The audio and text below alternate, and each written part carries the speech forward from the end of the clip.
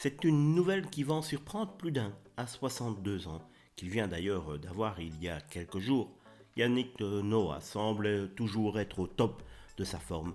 L'une des personnalités préférées des Français est un véritable touche-à-tout qui excelle dans plusieurs domaines. Après une brillante carrière dans le tennis, vous le savez, il a su rebondir avec brio dans la musique. Aujourd'hui en studio pour préparer son tout nouvel album, l'artiste a la bougeotte et n'est jamais au même endroit. Dernièrement, il est d'ailleurs parti en Jamaïque avec ses enfants pour des vacances de rêve, mais sa résidence principale se trouve toujours au Cameroun.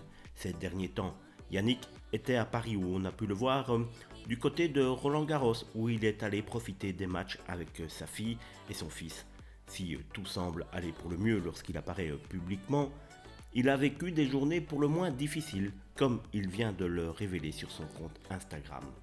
En effet, l'ancien sportif a fait une annonce plutôt rassurante à ses fans qui n'étaient jusqu'ici au courant de rien.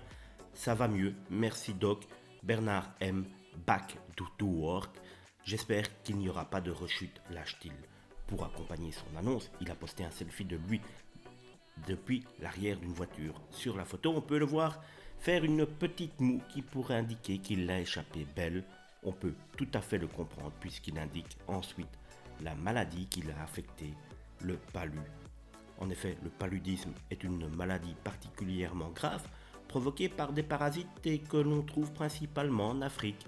D'après les chiffres de l'Institut Pasteur, cette maladie a touché environ 241 millions de personnes dans le monde en 2020 et causé tout de même 627 000 décès. Très tiré d'affaire, Yannick Noah semble désormais en grande forme. Comme il l'indique à la fin de son message, il part en direction de Seignos dans les Landes. Finalement, plus de peur que de mal pour l'artiste, en espérant qu'il n'y ait pas de récidive de paludisme.